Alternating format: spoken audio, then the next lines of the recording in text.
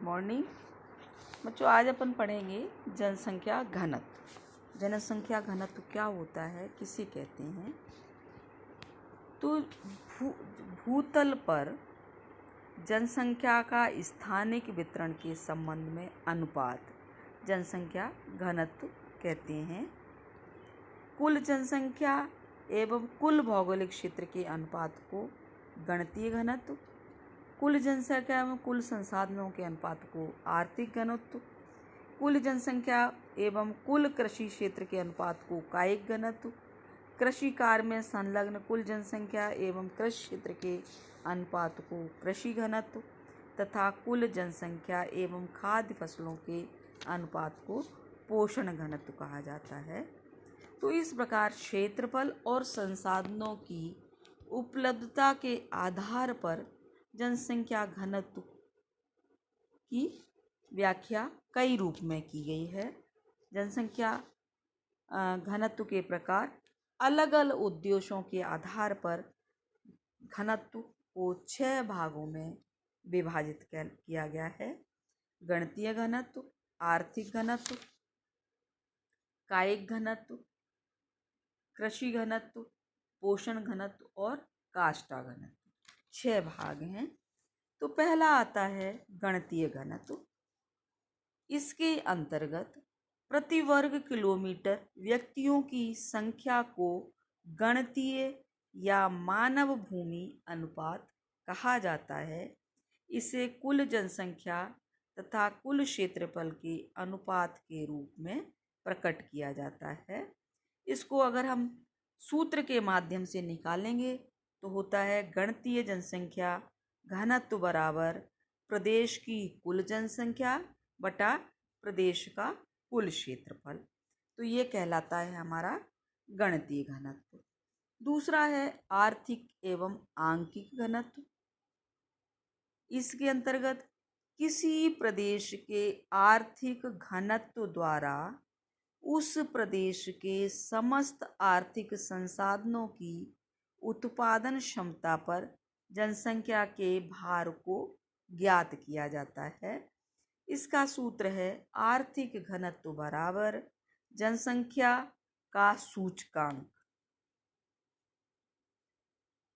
बटा उत्पादकता का सूचकांक गुणा 100 इंटू 100। इसके आधार पर जो घनत्व निकाला जाता है वो कहलाता है आर्थिक घनत्व। तीसरा है कायिक घनत्व। कायिक घनत्व किसी क्षेत्र की जनसंख्या तथा उस क्षेत्र की कृषि योग्य भूमि के अनुपात को प्रदर्शित करता है। ठीक है ना? किसी क्षेत्र की जनसंख्या और उस क्षेत्र की कृषि योग्य भूमि का जो अनुपात है उसके द्वारा निर्धारित होता है। इसे मानव तथा कृषि योग्य भूमि अनुपात भी कहा जाता है। इसका सूत्र है कायिक घनत्व बराबर क्षेत्र की कुल जनसंख्या बटा क्षेत्र की कुल कृषि योग्य भूमि। फिर आता है कृषि घनत्व। कृषि घनत्व के अंतर्गत प्रति वर्ग किलोमीटर कृषि योग्य भूमि पर कृषक जनसंख्या के भार को प्रदर्शित किया जाता है। समझ में आया? कृषि घनत्व प्रति वर्ग किलोमीटर कृषि योग्य भूमि पर कृषक जनसंख्या के भार को प्रदर्शित करना।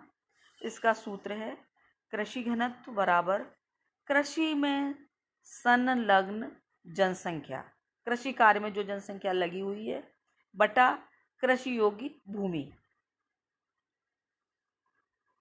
नेक्स्ट है पोषण घनत्व। पोषण घनत्व किसी प्रदेश की कुल जनसंख्या तथा उस प्रदेश की खाद्यान्न फसलों के अंतर्गत क्षेत्रफल के मध्य अनुपात को बताता है। पोषण घनत्व इस तथ्य को दर्शाता है कि प्रति हेक्टेयर भूमि से कितने व्यक्तियों को खाद्य पदार्थ प्राप्त हो रहा है। ठीक है ना। तो इसका सूत्र है पोषण घनत्व बराबर कुल जनसंख्या बटा खाद्यान्न फसलों के अंतर्गत क्षेत्रफल। नेक्स्ट है काष्ठा जनसंख्या। इस जब किसी क्षेत्र के भू उपयोग क्रम तथा मानव वहन क्षमता के अनुपात को प्रति वर्ग इकाई के रूप में प्रदर्शित किया जाता है तो वह अनुपात काष्ठा घनत्व कहलाता है। समझ में आया। किसी क्षेत्र के भू उपयोग क्रम तथा मानव वहन क्षमता का जो अनुपात प्रति वर्ग इकाई के रूप में किया जाता है तो वह अनुपात कहलाता है काष्ठा अनुपात। इसका सूत्र है काष्ठा बराबर 100 ब्रैकेट C बटा F ब्रैकेट 1 इंटू A बटा L। इसमें C होता है कृषिगत भूमि का विस्तार, F होता है प्रति भूमि का विस्तार, A होता है प्रति व्यक्ति बोया गया क्षेत्र और L होता है परंपरागत विधियों से बोई गई भूमि का प्रतिशत। तो ये है आपका घनत्व, प्रति व्यक्ति प्रति वर्ग किलोमीटर घनत्व। अब आता है भारत में जनसंख्या वितरण एवं घनत्व। किसी भी देश में जनसंख्या का वितरण एवं आकर्षण दोनों चीजें, वितरण भी और घनत्व भी, किसके ऊपर आधारित होता है? भौगोलिक कारक जो होते हैं उनके ऊपर निर्भर करता है। सामान्य रूप से मानवीय संसाधन को जीविका चलाने के लिए रोजगार के साधन आवश्यक हैं। यही कारण है कि जो समतल मैदान होते हैं वो सघन बसे हुए होते हैं, जबकि पठारी और पहाड़ी क्षेत्र विरल होते हैं, क्योंकि ये जनसंख्या को कम आकर्षित करते हैं।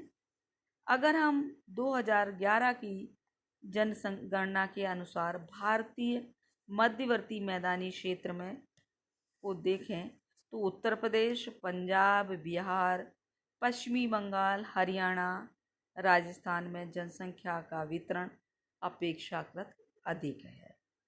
देश की लगभग 40% जनसंख्या इसी क्षेत्र में निवास करती है। उत्तर प्रदेश सबसे महत्वपूर्ण मैदानी क्षेत्र है, जिसमें कृषि उपयोगिता को ध्यान में रखते हुए देश की कुल जनसंख्या का 16% यहाँ पर हमें देखने को मिलता है। इस क्षेत्र में मैदानी क्षेत्र तो है ही, नदियों द्वारा लाई हुई जो जलोढ़ मिट्टी है वो तो है ही, वो तो आकर्षण का केंद्र है, मैदान तो आकर्षण का केंद्र है ही। इसके अलावा व्यापार और औद्योगिक इकाइयाँ भी और इसके साथ साथ यातायात भी यहाँ पर महत्वपूर्ण है। जनसंख्या वितरण में दक्षिण भारत के पठार वाले राज्य द्वितीय स्थान रखते हैं। इस क्षेत्र में सामान्यतः महाराष्ट्र, मध्य प्रदेश, कर्नाटक, आंध्र प्रदेश ये प्रमुख हैं। इन राज्यों में जनसंख्या का अधिकतम वितरण शहरी क्षेत्रों में है। मैदानों की तुलना में यहाँ यातायात कम विकसित है। यहाँ मालाबार तट, तमिलनाडु के औद्योगिक नगर, पश्चिमी महाराष्ट्र और कर्नाटक के औद्योगिक केंद्रों में हमें जनसंख्या का संकेंद्रण ज़्यादा दिखाई देता है। तीसरे वर्ग में भारत के सभी नदी घाटी वाले समुद्र तटवर्ती क्षेत्र, उत्तरी पूर्वी पर्वतीय राज्य एवं राजस्थान का पश्चिमी भाग भी शामिल है, जहां यातायात सुविधाओं का अभाव, प्राकृतिक प्रतिकूलता और धरातलीय विषमता के कारण यहाँ जनसंख्या हमें कम देखने को मिलती है। देश का कुल क्षेत्रफल संसार का 2.4%, जिसमें संसार की कुल जनसंख्या का लगभग 17.5% निवास करता है। सर्वाधिक वितरण गंगा का मैदानी क्षेत्र, गंगा के मध्यवर्ती और निचले जो मैदानी भाग हैं वहाँ पर 75 जिलों में जनसंख्या का उच्चतम संकेंद्रण हमें देखने को मिलता है। भारत में जनसंख्या का वितरण विषम होने की साथ ही प्रमुख विशेषता ये है कि यहाँ पर लगभग 3/4 जनसंख्या ग्रामीण है। भारत एक कृषि प्रधान देश है, जिस कारण कृषि को प्रभावित करने वाले कारक ही जनसंख्या वितरण को नियंत्रित करते हैं। तो ये है भारत में जनसंख्या का वितरण और जनसंख्या घनत्व। अगला क्लास में